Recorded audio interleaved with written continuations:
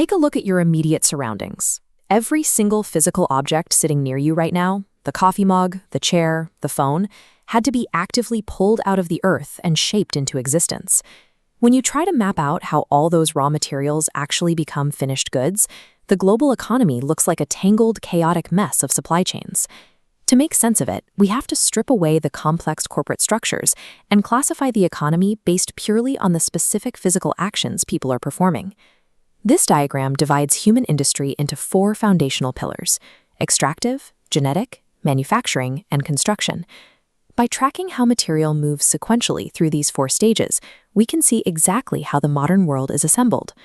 Before anyone can invent a microchip or pour a concrete foundation, we have to acquire raw, physical mass. This starts with extractive industries, the sector dedicated to pulling existing resources directly out of the earth, water, and air. This covers raw earth extraction, like miners pulling mineral ores from deep underground. It also includes surface-level harvesting. This massive stockpile of timber is the direct result of extractive lumbering. Human industry also forces nature to multiply. That brings us to genetic industries, a sector entirely focused on breeding plants and animals to reproduce at scale. Inside a commercial nursery, horticulture operations breed specific plant varieties to supply large-scale agriculture and landscaping. On the animal side, operations like this large-scale poultry farm carefully manage breeding to maximize yields for human consumption. Together, the extractive and genetic sectors form the absolute baseline of our economy. They provide the raw biological and mineral matter that the rest of human society requires to function. Curious. So how do raw logs and harvested crops actually turn into a furnished apartment? That requires the manufacturing industry, the sector responsible for converting and transforming raw or semi-finished materials into finished products. This is where nearly every article of daily use that defines modern life is assembled.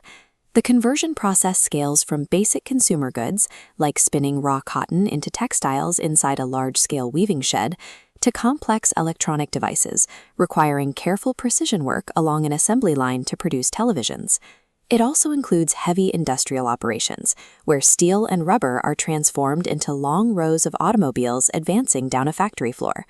Manufacturing bridges the gap between raw nature and human utility. It outputs both consumer goods for the public and heavy producer goods that other businesses need to operate.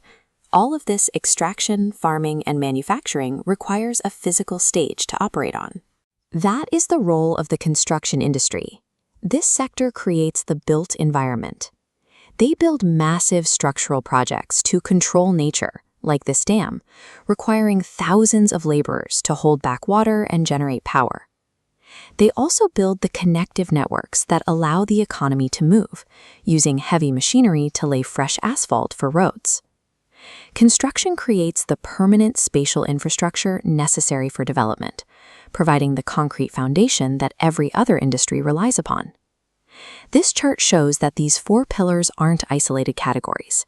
They operate together as a continuous, interconnected loop of material flow. We see the extractive and genetic sectors feeding their raw outputs directly into manufacturing plants and construction sites. But there is an active feedback loop.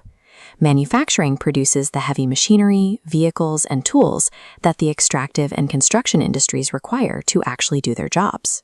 Every single physical object we touch is the final result of this massive, coordinated human effort across all 4 pillars of industry.